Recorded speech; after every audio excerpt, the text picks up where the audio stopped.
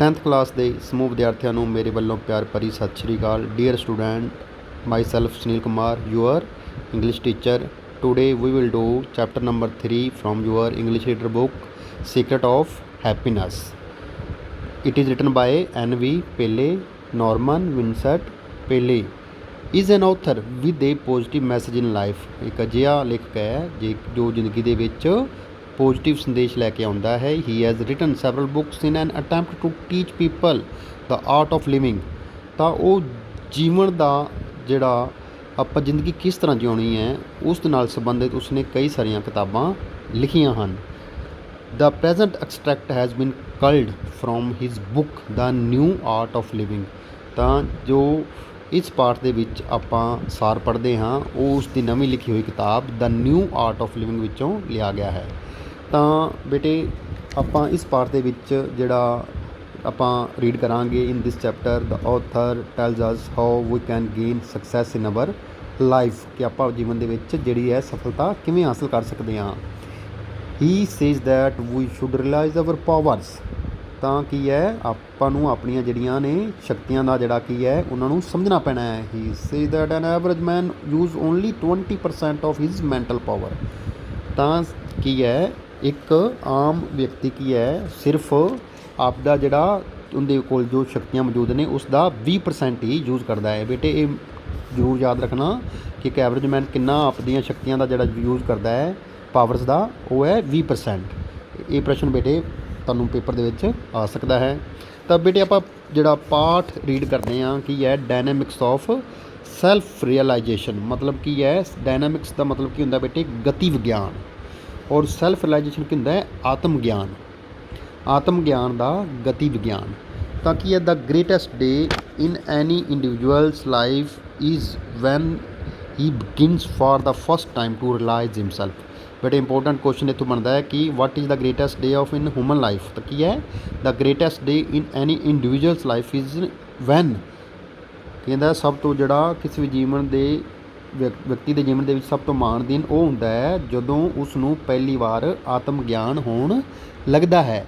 It happen to a college student friend to mine once with dynamic suddenness. He was an as unsuccessful in his studies as he was efficient upon the athletic field.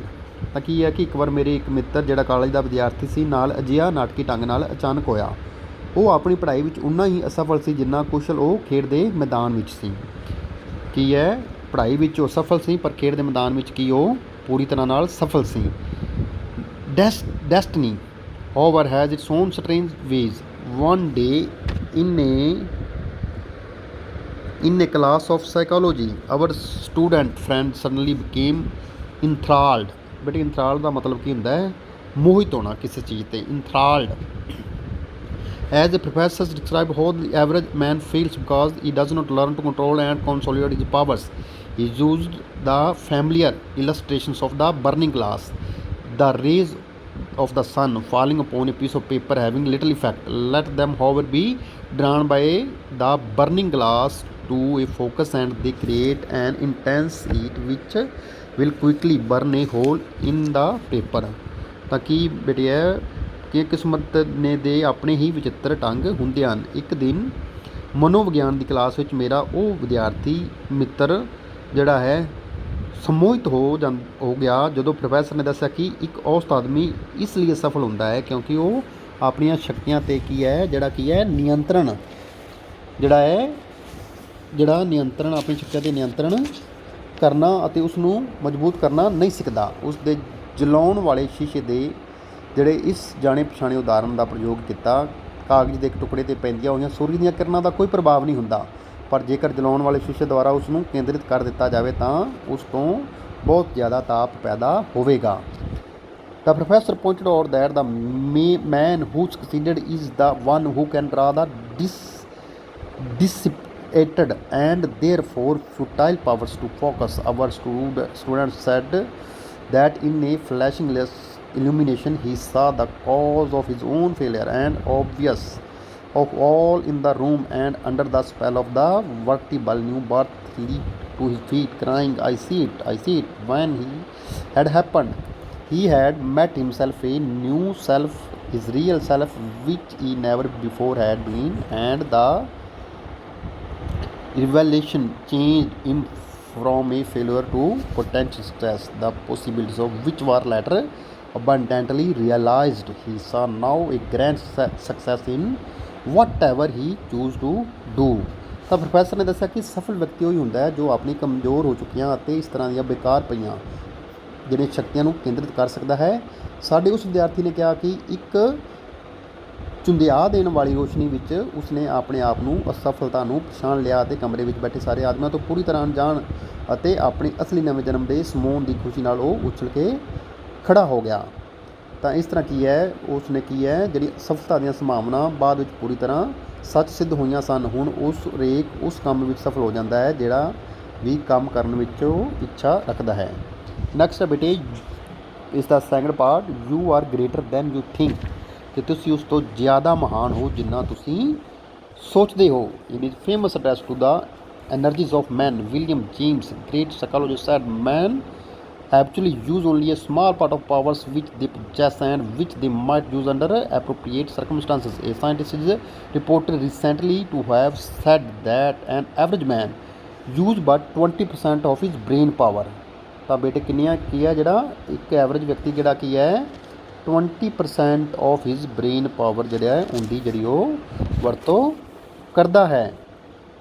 ਤਾਂ ਇਹਦੇ ਵਿੱਚ ਬੇਟੇ ਆਪਾਂ ਪੜ੍ਹਦੇ ਹਾਂ ਆਦਮੀਆਂ ਦੀਆਂ ਜਿਹੜੀਆਂ ਸ਼ਕਤੀਆਂ 'ਤੇ ਕੀਤੇ ਗਏ ਆਪਣੇ ਪ੍ਰਸਿੱਧ ਭਾਸ਼ਣ ਵਿੱਚ ਮਹਾਨ ਮਨੋਵਿਗਿਆਨਕ ਵਿਲੀਅਮ ਜੇਮਸ ਨੇ ਕਿਹਾ, ਆਦਮੀ ਅੱਧ ਵੱਸ ਉਹਨਾਂ ਸ਼ਕਤੀਆਂ ਦਾ ਇੱਕ ਛੋਟਾ ਜਿਹਾ ਅੰਸ਼ ਹੀ ਵਰਤਦੇ ਹਨ ਜਿਹੜੀਆਂ ਉਹਨਾਂ ਕੋਲ ਹੁੰਦੀਆਂ ਹਨ ਅਤੇ ਜਿਨ੍ਹਾਂ ਸ਼ਕਤੀਆਂ ਦੀ ਵਰਤੋਂ ਉਹ ਸ਼ਾਇਦ ਢੁਕਵੇਂ ਹਾਲਾਤਾਂ ਵਿੱਚ ਕਰ ਸਕਦੇ ਹਨ। ਕਿਸੇ ਵਿਗਿਆਨਿਕ ਨੇ ਹਾਲ ਹੀ ਵਿੱਚ ਕਿਹਾ ਸੀ ਕਿ ਇੱਕ ਔਸਤ ਆਦਮੀ ਆਪਣੇ ਦਿਮਾਗ ਦੀ ਸ਼ਕਤੀ ਦਾ ਸਿਰਫ 20% ਹਿੱਸਾ ਹੀ ਵਰਤਦਾ ਹੈ।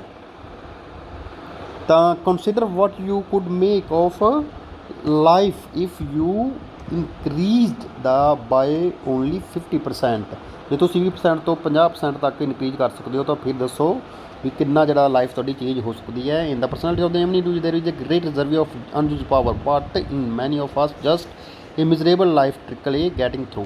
ਤਾਂ ਆਪਾਂ ਕੀ ਹੈ ਆਪਣੀ ਜਿਹੜੀ ਕੋਲ ਬਹੁਤ ਜਿਹੜੀਆਂ ਅਨਯੂਜ਼ਡ ਪਾਵਰਜ਼ ਜਿਹੜੀਆਂ ਪਿੱਛੇ ਰਹਿ ਜਾਂਦੀਆਂ ਨੇ। ਨੈਕਸਟ ਹੈ ਬੇਟੇ third part, the escape from fear, ਡਰ ਤੋਂ ਛੁਟਕਾਰਾ। ਤਾਂ ਇਹ British publishing house issued some years ago a volume of sermons under the title If I Could Preach Only Once. One of these sermons was by Gilbert Chesterton, If I Had Only One Sermon to Preach. Chesterton declared if would be sermon against fear। ਤਾਂ ਬੇਟੇ ਇਹਦੇ ਵਿੱਚ ਕੀ ਹੈ, ਇਸ ਦੇ ਵਿੱਚ ਇੱਕ ਬਹੁਤ ਹੀ ਜਿਹੜਾ ਕੁਝ ਸਾਲ ਪਹਿਲਾਂ ਇੱਕ ਬਰਤਾਨਵੀ ਪ੍ਰਕਾਸ਼ਨ ਸੰਸਥਾ ਦੇ ਉਪਦੇਸ਼ਾਂ ਦੀ ਇੱਕ ਪੁਸਤਕ ਜਾਰੀ ਕੀਤੀ ਜਿਸ ਦਾ ਸਿਰਲੇਖ ਸੀ, ਜੇਕਰ ਮੈਂ ਇੱਕ ਵਾਰ ਹੀ ਜਿਹੜਾ ਹੈ ਪ੍ਰਵਚਨ ਕਰ ਪਾਉਂਦਾ ਤਾਂ ਉਹਨਾਂ ਪ੍ਰਵਚਨਾਂ ਵਿੱਚ ਇਹ ਪ੍ਰਵਚਨ ਗਿਲਬਰਟ ਚੇਸਟਰਨ ਦੀ ਰਚਨਾ ਸੀ। ਜੇ ਮੇਰੇ ਕੋਲ ਦੇਣ ਲਈ ਸਿਰਫ ਇੱਕ ਪ੍ਰਵਚਨ ਹੁੰਦਾ ਤਾਂ ਉਹ ਕੀ ਹੁੰਦਾ, ਚੇਸਟਰਨ ਨੇ ਅਜਿਹਾ ਕਿਹਾ ਤਾਂ ਇਹ ਡਰ ਦੇ ਵਿਰੁੱਧ ਇੱਕ ਪ੍ਰਵਚਨ ਹੁੰਦਾ। ਤਾਂ ਉਹ ਡਰ ਦੇ ਵਿਰੁੱਧ ਹੀ ਜਿਹੜਾ ਉਹ ਆਪਣਾ ਜਿਹੜਾ ਸ਼ਬਦ ਬੋਲਦਾ। Why should this eminent man of letter single out the ordinary and adversary? First of all because fear is one of the man's most common enemies, it touches every one of us in some way.